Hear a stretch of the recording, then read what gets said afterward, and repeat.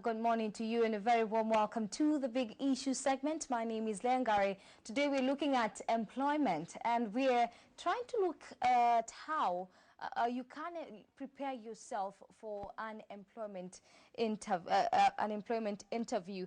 And we're going to be giving you some bit of advice. Of course, we have a guest who is knowledgeable in that area and we'll be giving you all the advice you need, how to prepare yourself, perhaps dressing. And we'll, of course, tell you maybe why you didn't pass your last interview, what happened, and why hasn't that employer you gave your details and told you they would call you back, why they may have not called you back. We have Alex Musau, who is an officer in the Executive Selection Services Department, that's at the Kenya Institute Management. Thank you very much, Alex, for coming. Thank you, Leah. Now, employment is very key for everyone. I mean, that's the way that people, through which people do make an ends meet. And many people out there are always looking for a job. Yeah. And some of them have been looking for jobs for maybe 1 year and they still don't understand why they haven't gotten a call yet telling them maybe perhaps that they're being called for an interview or they've gotten the job.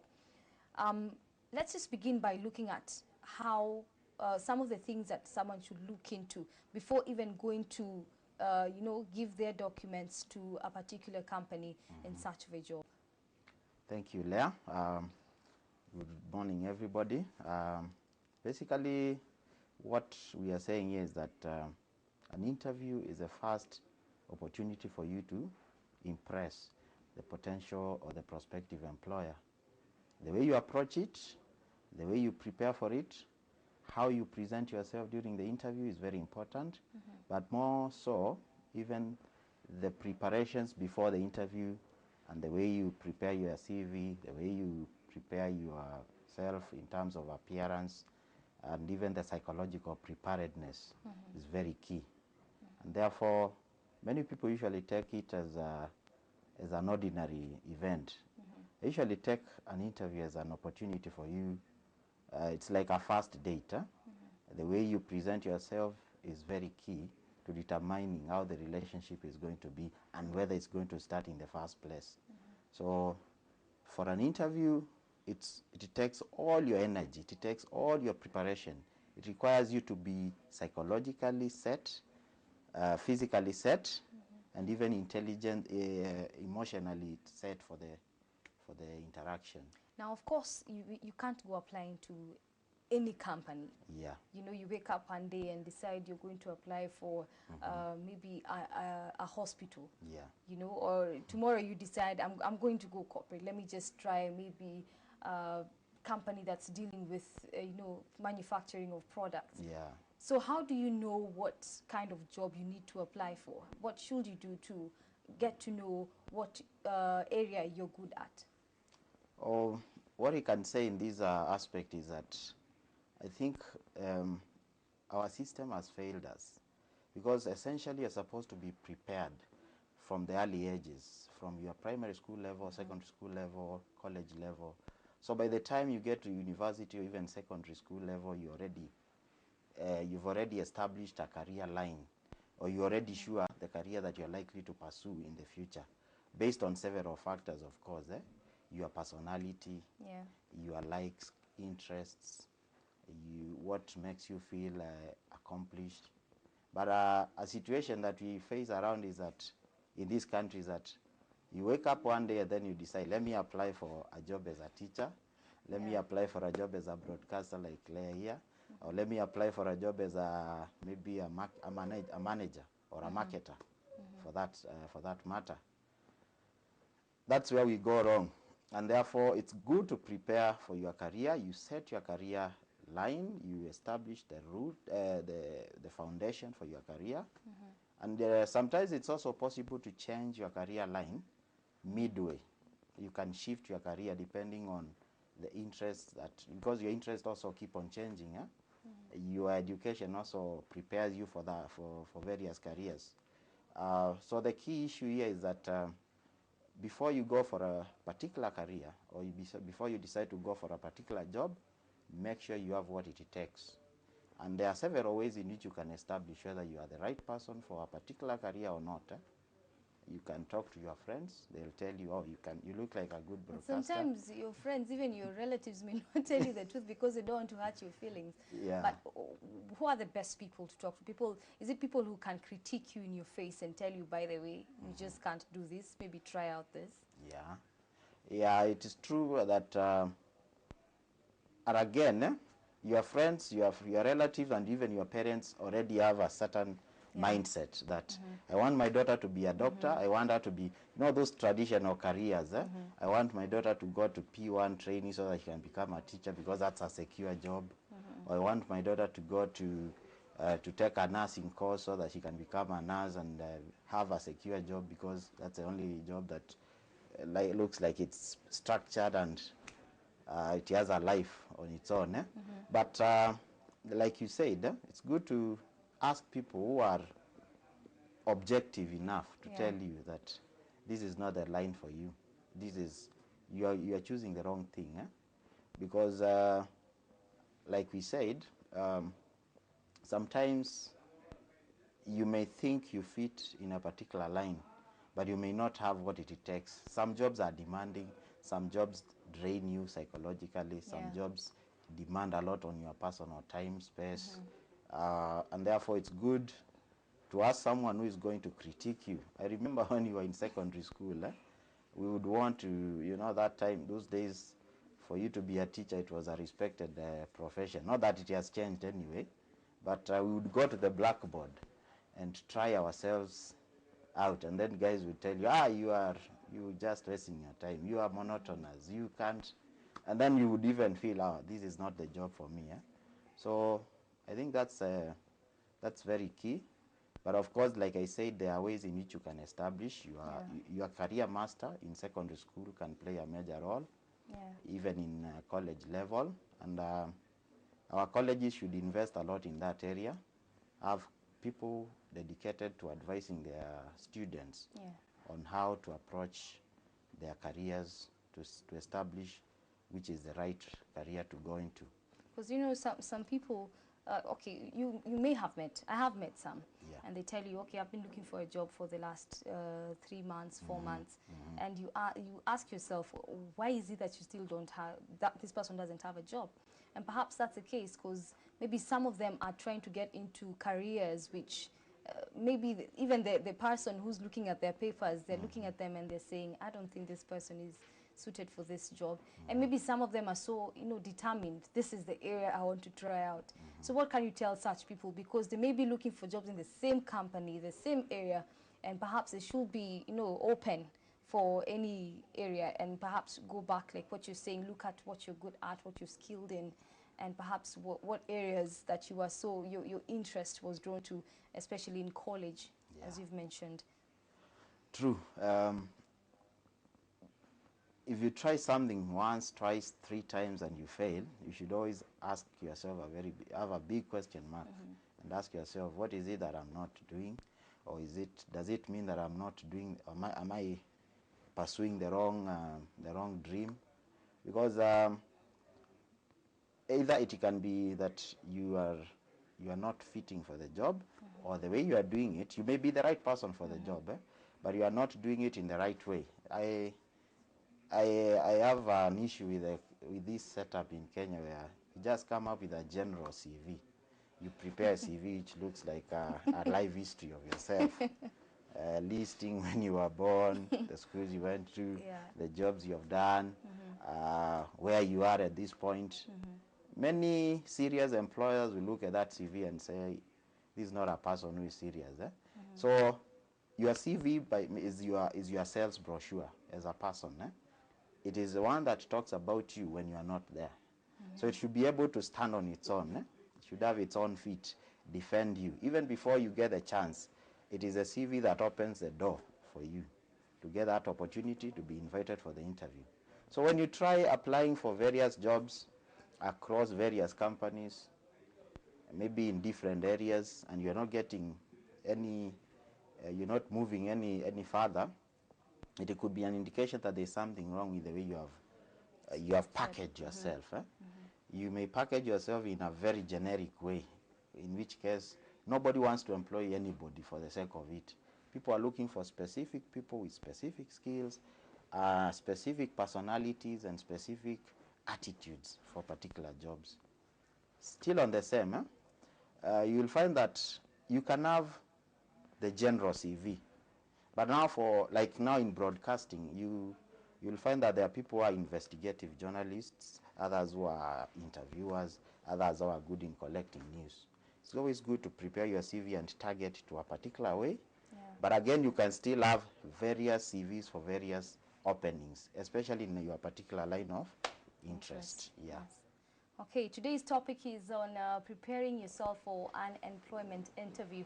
It's very important for you to note some of the things we're going to be discussing today. And of course, there are a few questions you may have, like why that employer has not called you yet, why you still haven't gotten that job you really want. Is it your CV? Is it how you presented yourself? Is it your body language during that interview that just made you miss out on that job opportunity? There may be all kinds of reasons, and that's what we're discussing today. Of course, if you have any contribution you may want to make to this discussion, you can call us through the numbers running on your screen. Of course, you can also find us on Facebook. The name we're using on Facebook is Kenya24. And also you can send us messages through the numbers 2101 and make your contribution to this discussion. If you've got any questions, this is the discussion to air those questions. Well, Alex, you've mentioned quite a number of things there. Now, Yes. the CV is very important. Like you've said, it's that item that talks about you when you're not there, right? And you say that packaging is very important.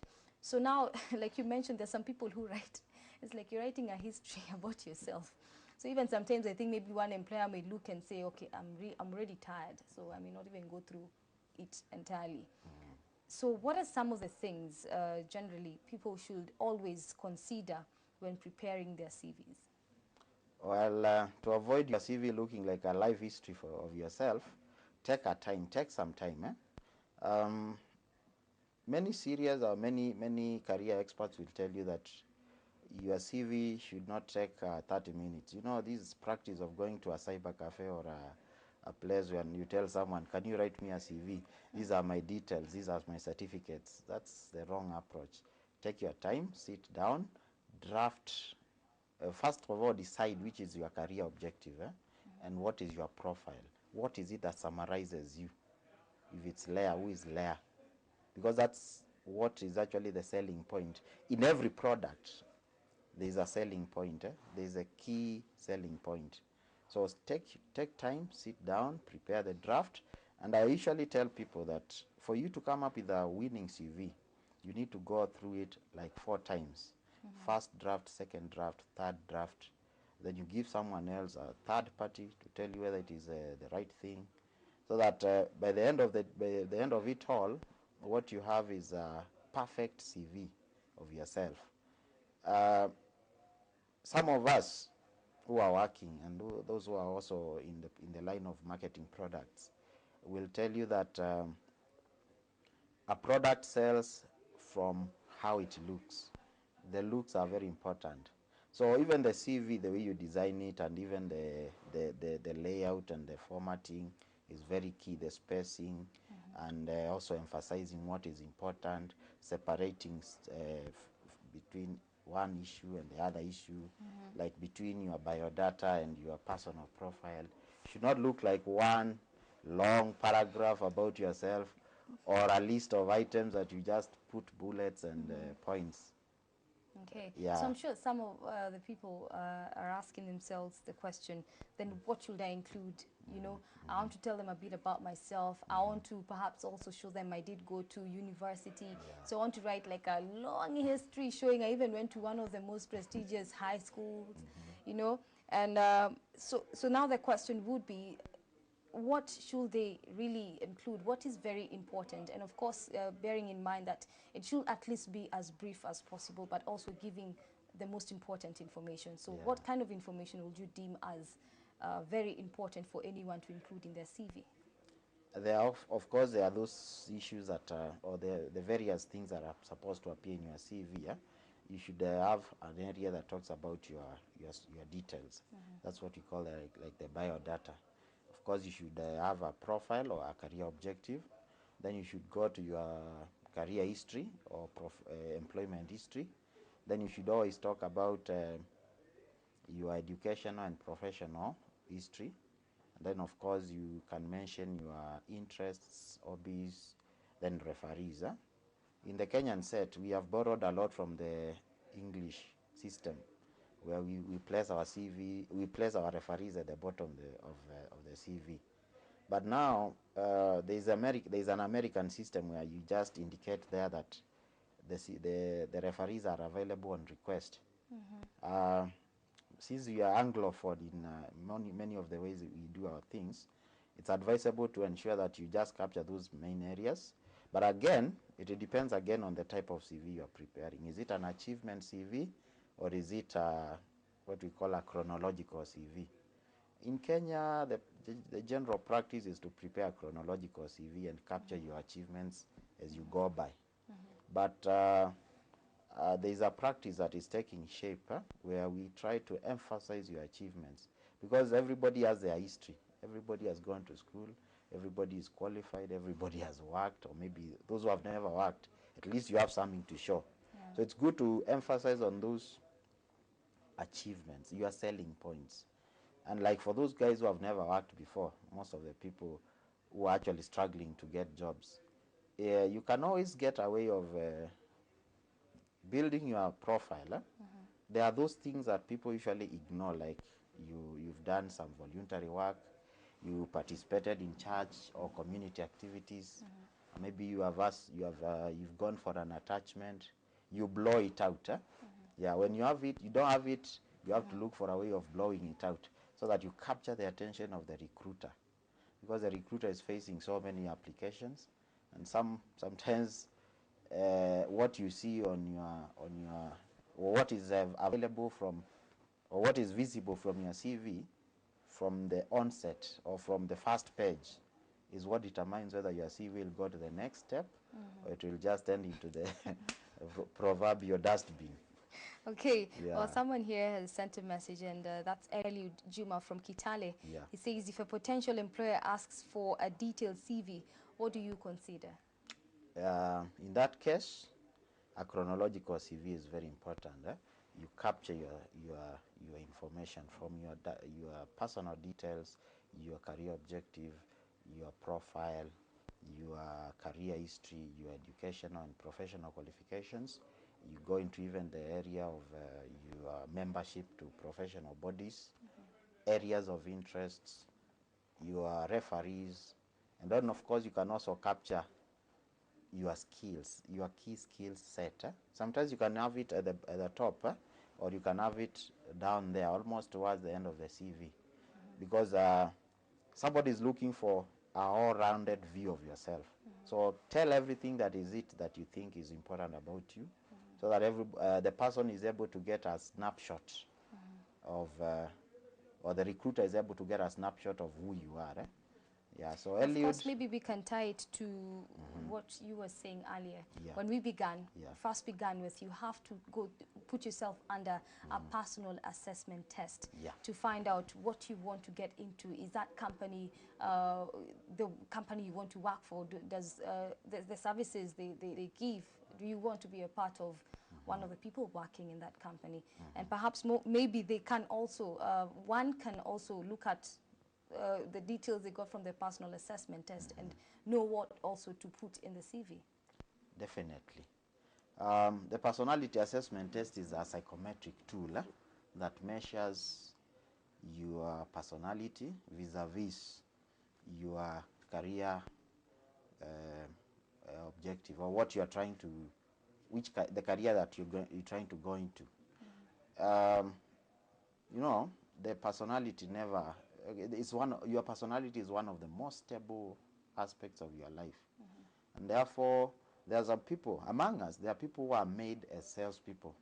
Among us, there are people who are made as managers. Among us, there are people who have been wired to be maybe administrators. So taking the personality assessment test is a sure way of limiting your mistakes, so that you can target your career search, and therefore you even come up with a CV and look for jobs that are matching your personality.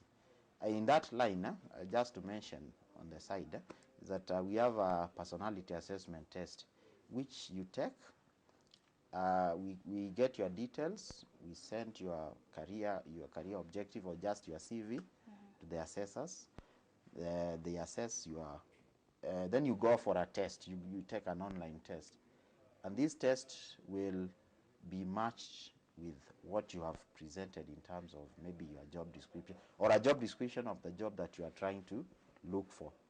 Then you'll get a report. A report will be generated and presented to you. That report is like a verdict of yourself.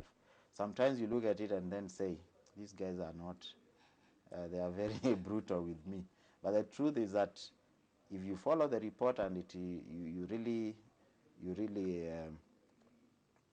go by what it says, you are very unlikely to go wrong in your career. And this personal assessment test comes from your organization. Yeah, we are the one. Kenya Institute of Management. Yeah, we provide that test. We have the sole agency rights for the PAT, which is developed by a Norwegian psychologist known as Wickland Hansen. We have agreed, we have gotten into an agreement with him to provide the PAT in Kenya and the East African region, including Rwanda, Sudan, Southern Sudan, and some parts of Tanzania. Basically the East African, what we call this, the East and Central African region. The tests is online, but very soon we shall domesticate it, because we are trying to get the Norwegian psychologists to come over to train us on how to do it ourselves, so that we stop being agents and we can do it in large numbers. Yes. Also to spread the benefits of the test. And because it's not only applied in career positioning, it can also be used by employers who want to measure performance for employees, to deploy employees in the right divisions, in the right departments, and other related career applications. Okay. Yeah. Well, now someone already has done the personal assessment test. Now the CV, they already are equipped to know exactly what they should include in their CV. Not give a history, but give something brief but still gives all the information that's necessary for you to give. So what exactly happens in that room? You know, your dress code, how you present yourself, how important is it for you to consider that highly, and how you're going to dress for that particular interview? What can you say about that? Looks are very important, because they say that, and everybody knows about this, the first impression is always the lasting impression or the last impression. So the way you dress for an interview is a first determinant to whether you're going to capture the attention of the interviewer, because it tells a lot about you, the amount of time you've taken to invest in your own dressing, and even trying to get the right clothes for the right occasion. That's basically at the fundamental level. So there's this mistake that people make, that in which case somebody wakes up and picks on any suit, goes for an interview, then they don't get the right reaction, or they are never even invited for the second interview, or they never even hear from the interviewer, the recruiter. It always boils down to the way you present yourself. There is what we call the explicit message and the implicit message. You may be very good. You may have all the knowledge, the experience, and everything. But at the end of the day, your first interaction will be judged by the way you present yourself. So it's good to dress appropriately. By appropriate, I mean that it depends on the job you are going for. Maybe you're going for a job as an air hostess. The dressing code is not the same as when you're going for a manager's position. Yes. But it's always advisable. Any person, any career expert will tell you that be modest. Just be modest. Don't go overboard. For the men, it's advisable to wear what you call dull colors. Black, gray, blue, For the ladies, it's advisable to wear a suit, a skirt suit or a trouser suit. Then you have what you call a conservative hairstyle, not too flashy, because it may distract the attention of the interviewer. Here you're trying to look professional. Yeah. So Okay. basically the dressing is very important, and even the way you walk in, the sitting position, your posture. You don't just relax too much or look too nervous, because that will indicate maybe a weakness on your part.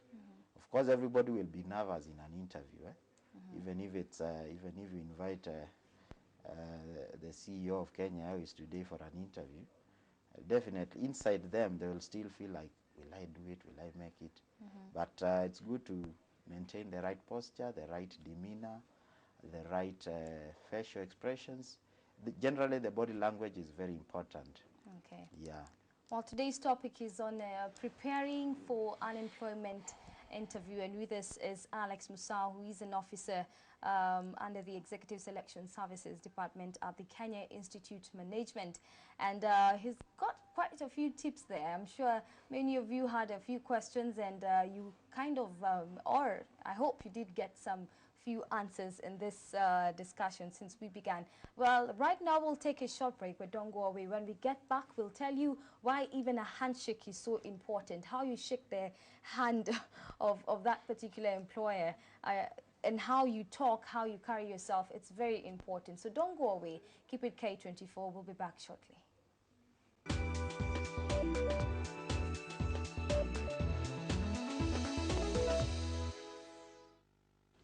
Welcome back. Welcome back. If you just joined us, you're watching the Big Issue segment. Today we're talking about employment, and we're looking into ways in which you can prepare yourself for an employment interview, which is very important. Of course, before we took a break, we touched on a few issues there to do with a personal assessment test, where you look at what you're good at, you know, and is that job that you're looking for, or you're trying to get the job for you? Is that the area you want to get into? Of course, we looked at the CV. It should be brief. Do not give a long history about yourself. Just make it brief and straightforward. And of course, many other issues there we touched on. Well, with us is Alex Musau, who is an officer under the Executive Selection Services Department at the Kenya Institute of Management. And of course, if you have any contribution to this discussion, if you have any questions, you can send in your questions through the numbers 2101. You can text them to us, or you can also call us through the numbers running on your screen, or also find us on Facebook. The name we're using on Facebook is Kenya24. Just leave us a comment there. Be a part of this discussion, which is very important for all of us. And let's see how we can help you, because Alex Musau is here to answer all the questions you may have. Well, we've looked at the CV, and before we took a break, we were looking at how you present yourself. Like you said, your dress code is very important. You should dress for that particular job, because, for instance, like you said, an air hostess can dress in maybe something bright. Yeah. But if you're looking for a job as a manager, you should try, like you said, the men should try dull colors. For the ladies, you should wear a suit that's not too bright, and your hair should be simple but not attracting a lot of attention. Well, in that room, a few things happen, and some questions are asked. And some people, maybe the employer decides to ask very personal questions. And you do not want to give too many details. So what can you advise those of us who like to talk a lot? Well, that is true. Sometimes you find that the employer really wants to know about yourself, and they want to get some details that may be very key. Like there are some jobs that are very sensitive, that require you to know very much about this person. So it will depend, and sometimes even the recruiter may be trying to measure your openness, and the way you present yourself. So personal questions, sometimes they may look like they are misplaced, but in reality they are meant to enrich the process of getting to know you very much. Remember, you are trying to get this person to work for you. It's like you're getting a partner for life, or for a particular very important department or a particular job for the company. So knowing the personal details about this person, the traits, their likes, their dislikes, their weaknesses, their strengths is very important, because it measures, it gives the, it tries to give, it usually gives information about this person in advance. Okay, I'll just cut you short and we'll move on and go back to that. Let's see what a caller has to say. Hello? Hello? Hello? Good morning. Good morning to you. What is your name and where are you calling us from? Yeah, my name is Rashid. Yes, Rashid, go ahead and make your contribution. Yeah, I'm calling from Italy, if you don't mind. Yes. That's your phone. Yes. Yeah, I would like to ask Mr. Alex. Yes. Yeah, my first question will be, Yes. how the posturing positions may be in the interview, kindly if you can express while I'm watching. Come again, we didn't get you clearly. Yeah, posturing position in the interview, you said it's very vital. Yes. Yeah. I mean, posture, when interview someone to posture himself, candidate. Okay. You're talking about the sitting posture. Mind, maybe you can show us how to posture. Okay. Thank you for your contribution. Another question. Yes? Okay, we seem to have lost the caller. Okay. Sorry about that. But he's asking there about the sitting posture. You talked about it earlier on, but maybe you can touch a bit on that for Rashid. Yeah, your posture is usually... Sorry, my director tells me you have another caller, but we'll just do it back to back, then we'll answer their questions. Hello? Hello? Hello? Hi, how are you? Hello? Okay, we seem to have lost that caller. Well, let's just go back to Rashid's question there. He was asking about the sitting posture. So, advice on that. The sitting posture is very important because it communicates what is going through you, and even the way you take the interaction. The posture is like part of the body language. If you take such a posture, for example, you're trying to be defensive, you're trying to create some distance between you and the other person. If you lean forward too much, it may look invasive to the other person. So it's advisable to take a posture that is neutral, relaxed, but not too relaxed, and avoid things like crossing your arms on your chest or fidgeting too much, playing around with your keys and change in your pocket. They expose your nervousness and indicate that you don't have self-confidence, which is something that most recruiters are looking for. Yeah, so the right posture is just to be relaxed, but not too much. The right posture requires you don't lean back too much or maybe too you can much demonstrate forward. while you're seated there. I can show, you can just take this posture, but don't keep your arms in one place like you are a statue. It's good to make some movements with your hands, because that's how you retain the attention of the recruiters. Okay. Yeah. Okay. We have quite a number of questions as well, but I'm told we have another caller. Let's see what the caller has to say. Hello. Hello.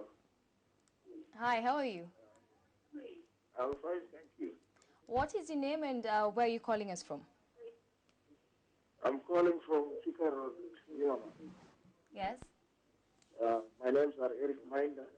Yes. And I wanted to ask a question. Okay, go ahead. And please speak a bit louder.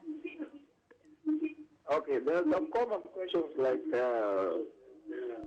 that one may be asked in an interview, like how much do you expect to be paid? Yes? Yes. Yes, I wanted to know. I wanted the speaker to contribute about that, and then another question like, can you tell us more about yourself? Okay. Yeah. Tell us more about yourself. Okay. Thank you for your contribution. I've had this question myself. That's why I laughed. Oh. Anyway, so he's saying there. Okay, I'm told we have another caller. Hello. Hello? Hi. How are you? Hello? I'm fine. My name is Jaffet. Yes. I'm a final year student from university here. Okay. So when you're preparing your CV, is it also advisable to like put your grades, like let's say high school grades and also your university grades? And another question, Yes. when normally vacancies are advertised, they will put like experience of 4 years, 3 years. So for me, I'm just like a freshman. I just graduating this August. So I'm just asking, how do you handle such vacancies? Thank you. Okay. The second one? I didn't quite get it, but he's asking about handling. I wish I was given a chance to ask him more. But let's see what we can answer from some of the questions we have here. The first question we have from the previous caller, he was saying how much you expect to be paid. I'm sure that's a question many of the employers ask. So what do you say, really? It's a dreaded question. Many people would freeze once they get to that point. And it's a not a gold mine, it's a landmine. Sometimes it may expose your true intentions for the job. It's advisable to, as much as possible, to avoid the salary issue. Let it come from the side of the recruiter or the employer. But if they insist on asking the question, the simple advice is that you should always have done your research before. Never go for an interview without having done a basic research on what they may be paying for the position. Have a range. But again, and how the organization is faring in the market, perhaps. Definitely, yeah. You'll know whether they're making enough money, so you'll know how much to ask for. You'll not go to us for 100 million, 100,000 for a company that is basically an SME. And they can the best they can afford is 20,000. Yes. So do your research, find out what they pay. But if you can't get the range, you can always benchmark it with the industry, because if it's a banking job, for example, you all know that if you're working in KCB, this is the money that people are paid. If you're working in Equity, you can get an average, then you give a range. But if they insist on a particular amount, then basically it's also a way of trying to limit the number of applicants sometimes by insisting on getting a particular salary. Yes. There I advise that you know your worth. You don't want to underprice yourself. Okay. If you truly believe you are the best, just ask for the money that you believe you deserve. Yes. Yeah. Well, the next question was when you're told to tell more about yourself. Maybe you feel you've told enough, but again, you don't want to tell so much. So what do you do when you ask such a question? Tell us more about yourself. What do you say? That's another very tricky question. Many people usually start talking about their personal life or giving that history, sort of. At the end of the day, the recruiter is trying to find out more about yourself in relation to the particular job, or how you fit in their setup. They want to find out what is it that you have that will make you the right person for the job. So focus more on the positives about yourself, the things that you have achieved, things that you believe you can do, your areas of flexibility, your adaptability, the areas that are your strong points, basically, so that you can be able to, when the person asks, or when the recruiter is asking you about, tell us more about yourself, it means that you haven't said a lot about yourself. You're trying to be modest with yourself. They want to hear more. They want to hear, like you said, relates to the kind of job you're seeking. Definitely. Well, the next question was from Japheth. Japheth was asking whether it's advisable to include your grades in your CV, and that includes the high school grades and university grades. For someone who is starting up, it's very important. But as you grow in your career, sometimes you start shading off those issues because nobody even focuses more on them. But for a starting person like Japheth, I would advise you just capture that, but don't give all the details. Like some people will list all the grades they got in the subjects. that is too much detail. But just giving the grade, Yeah. KCSE grade, if it's university, maybe you are second upper, second lower, first class. Yeah, that's important because again, at this level of fresh graduate, if you don't give some more detail, you may end up with a very small CV. Okay. So it's a way of also giving it some meat. Yes. Yeah. By the way, now there are quite a number of questions. I'll just read one here. Someone is saying, is it fair to administer the numerical test to all careers, considering not all do financial courses? On that one, it will depend on various companies and their policies. But I believe numerical prowess is varied between various people, different people. So personally, I don't think in all jobs you need to be very numerically strong. Okay. But it will depend on the policy of the company. On that one, I may not be very forthright because there is a reason why they are doing it. Maybe it's a way of trying to limit the number of applicants to a manageable level. I have a very interesting question here from Alex. He says, what dress code would you recommend for field officers who will never wear suits in their line of duty? For example, tour guides. That's a good question because maybe the kind of job you're looking for, you will never wear a suit. But maybe for someone, they would feel, okay, I'll just go dressed in maybe jeans because anyway, I'm guessing these people will just be dressed in jeans. But before we answer that question, let's hear what another caller has to say. Okay. Hello? Hello. Hi, how are you? What's your name and where are you calling us from? Well, I'm Simeon. I'm calling from Langata. Yes. Now, I wanted to request on, I first appreciate for the program that you're presenting right now. It is really helpful to youth like us. Thank you. Yeah, we get to know some points that we never knew before. Thank you very much. Now, when presenting your papers, right, or all these documents to your employer, right? Yes. Is it actually wise to, present these documents that maybe your academic achievements in primary level, secondary level, Yes. and then maybe college or the university level? Because sometimes maybe I'm going to apply for, let's say, a profession like teaching. Yes. Or maybe a profession like hotel, something of that sort. Yes. If I've actually gone maybe for a college that is dealing with my profession, isn't it just wise maybe to present those documents that are actually directly related to what I'm going to do rather than presenting the primary papers, which could just be a general knowledge that I gained at the lower levels? Okay, thank you for your contribution. It's more or less related to what we were talking about, but just answer that question for him. Let's start with the one for Alex. Let me talk about We'll the just one go for back Simon. to Alex, but Okay. just maybe we can answer what that caller has asked right now. Okay. Simon, the papers that you need to present in an interview. Like I said, depends on the level that you are at. For a beginner, it's advisable to come with all your papers. But as you move up your career ladder, it becomes irrelevant sometimes to even attach your primary papers because they may have become they might have been pushed too much by your recent achievements and Yes. what you've been able to do. And again, you don't want to present too many papers.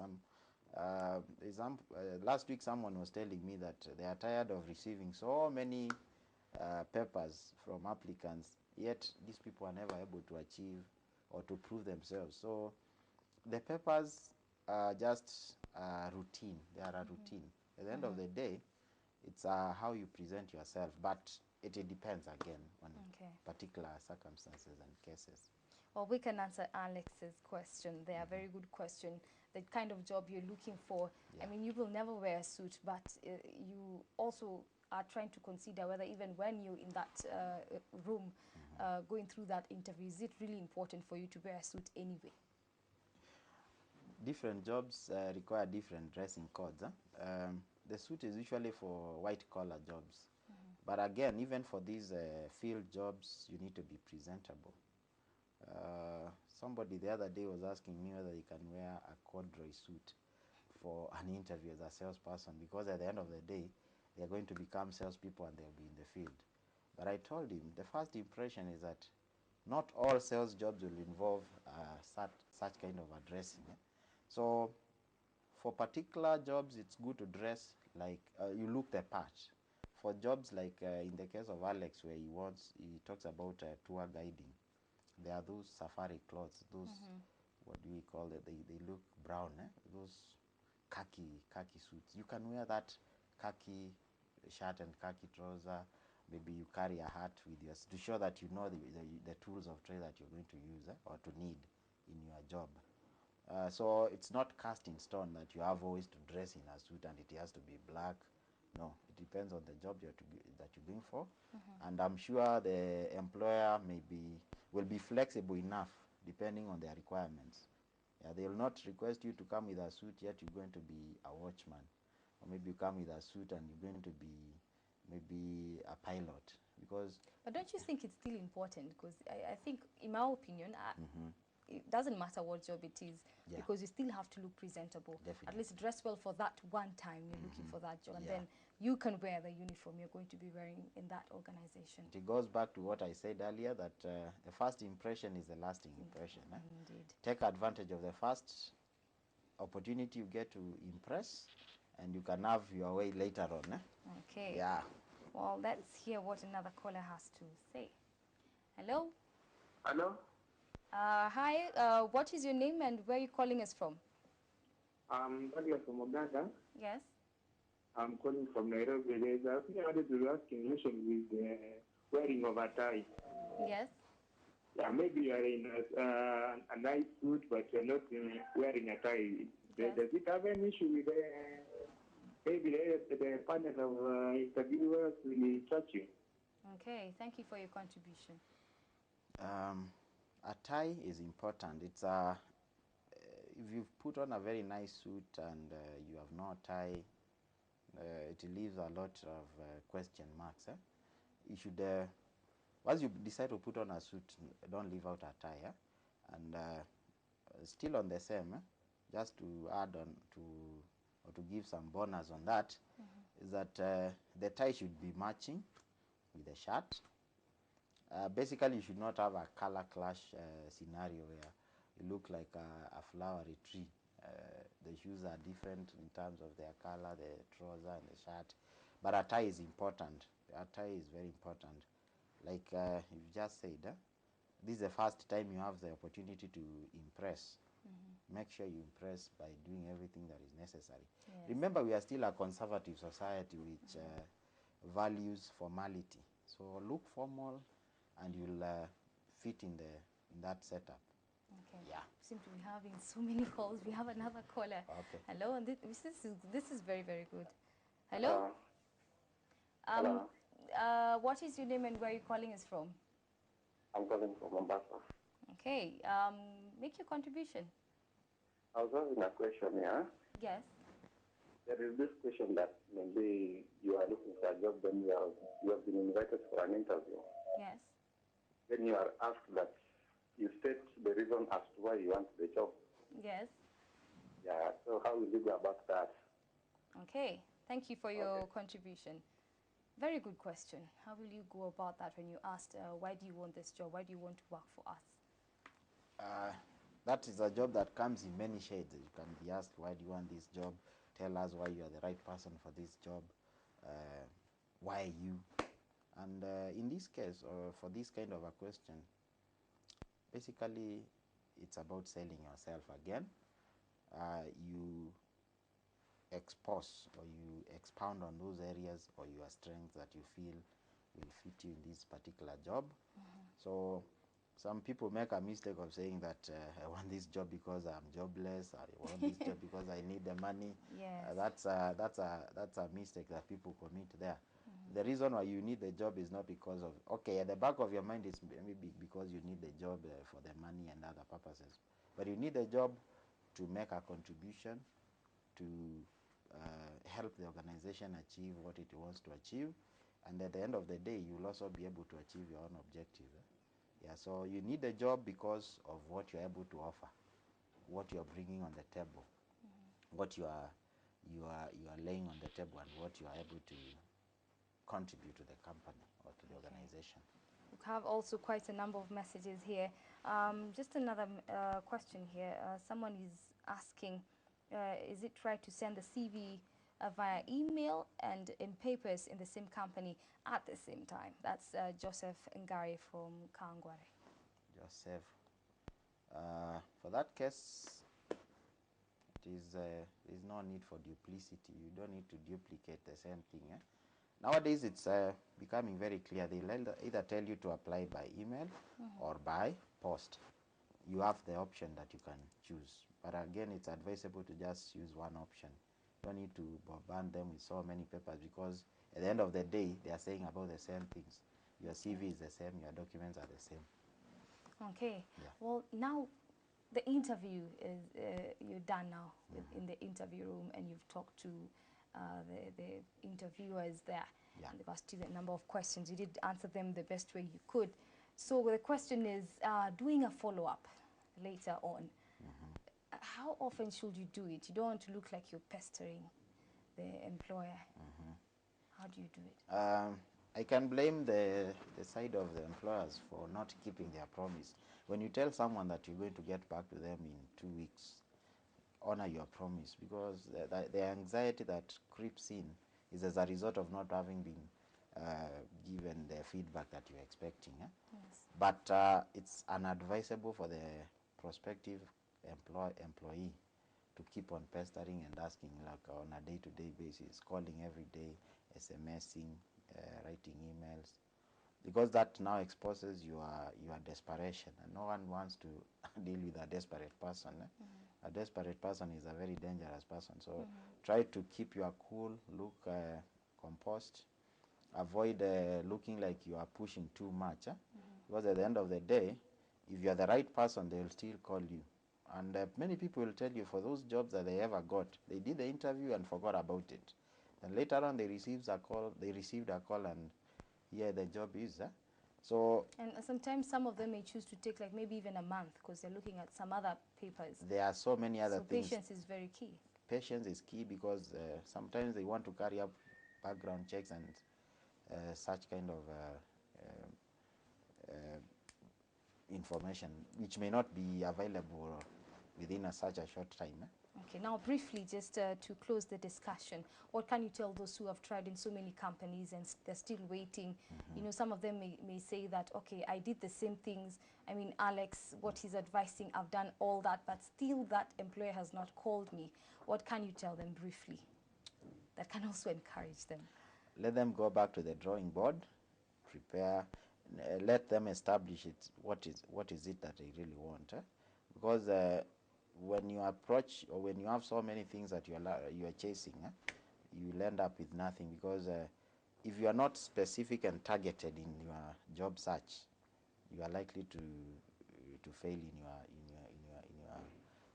your endeavor to get your job.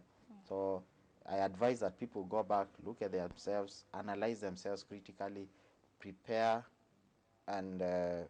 prepare a CV that is basically related to the career that they have intended to choose. And of course, they can take advantage of the personality assessment test and establish what really they are, or what is it that they have that can make them to target their job search efforts. Because at the end of the day, if you tried so many times, you should always the most pertinent question you should always ask yourself is, what is wrong? What is it that I'm not doing?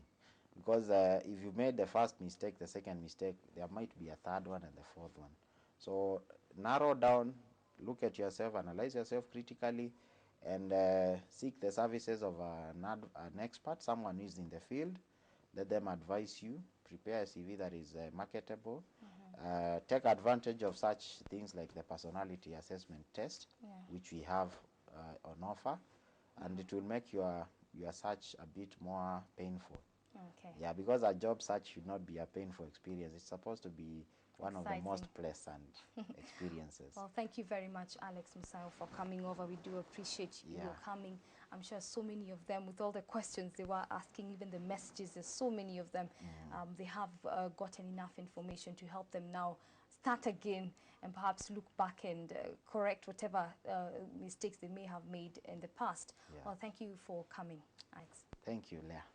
Okay, so that was Alex Musau, who is an officer under the Executive Selection Services Department at the Kenya Institute of Management. Today's topic was one that I know many of you really appreciate. Like some of you have also told us, employment is something that we are all looking for, and how we prepare for that employment interview is very key. Thank you for being a part of this discussion, for those of you who have been calling and sending messages, and we do hope that you're in a better position now to go out and seek that job and be confident enough when you're going into that interview room. Thank you for watching the Big Issue segment. Keep it K24. Enjoy the rest of your viewing. My name is Eleangari.